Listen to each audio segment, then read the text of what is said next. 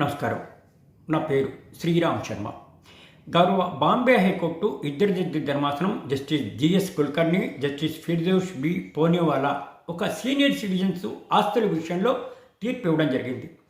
వివరాల్లోకి వెళ్తే తల్లిదండ్రులు బతికి ఉన్నారు.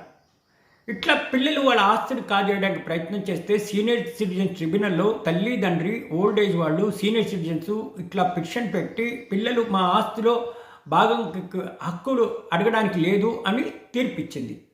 ఆ తీర్పును ఛాలెంజ్ చేస్తూ పిల్లలు బాంబే హైకోర్టులో అప్పీల్ ఫైల్ చేశారు.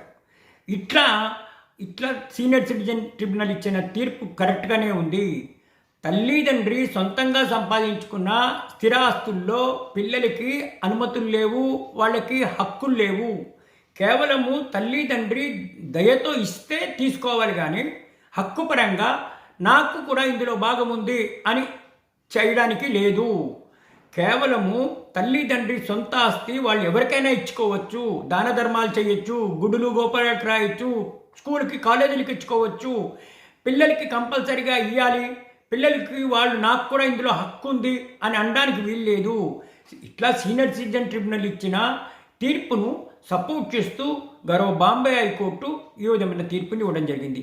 ఈ తీర్పు ద్వారా మనకి తెలిసేది ఏంటి?